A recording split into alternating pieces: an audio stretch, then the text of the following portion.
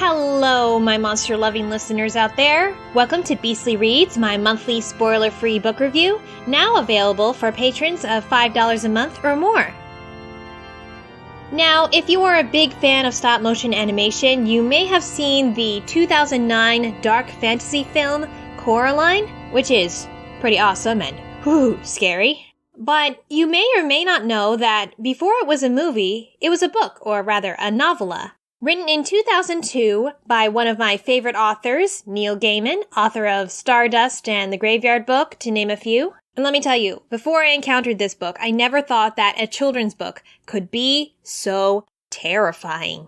If you have not seen the movie, Coraline is about a young girl named Coraline Jones who recently moved into a multi-tenant house. That means her family and other people live in the house and they rent a certain floor. And her parents are always busy working on the computers, and so they kind of ignore her a lot whenever she wants to play or explore. And her adult neighbors are not really all there in the head, and they never listen to her. They keep calling her Caroline no matter how many times she corrects them. And then one day, when exploring her new house, she finds a mysterious door that leads to a parallel world. And there, she meets her other mother and other father, who seem to be better than her actual parents. Like, the mother cooks really good food, and they like to play with her, and they actually listen to her and spend time with her. Only there's a creepy thing about them, as everybody in this parallel world has big black button eyes. If that's not a red flag, I don't know what is.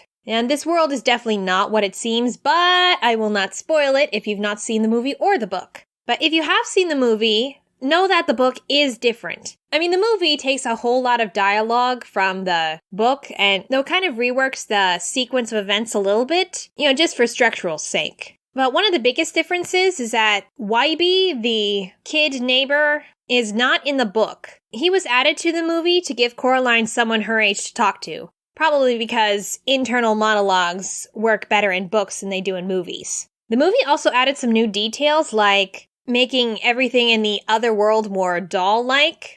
Kind of just expanding on Neil Gaiman's details in a very good way, I think. And it's a short book, under 200 pages, and reads pretty easily as it is written for children. But, that does not stop it from being one of the most terrifying things that you will ever read in your life. It's not a Beauty and the Beast story, but it is a pretty beastly story. One of, as Gaiman puts it, slaying your dragons. You can think of it as a dark version of Alice in Wonderland. A girl finding herself in this really strange world and even has help from a cat. The cat is like the best character in the whole story. So snarky. And even better how in the movie he's voiced by Keith David.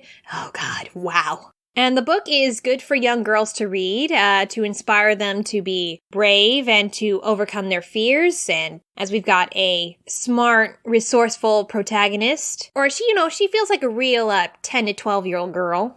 Her age is not really specified in the book. And boys will definitely enjoy it too, as it's full of suspense and thrills.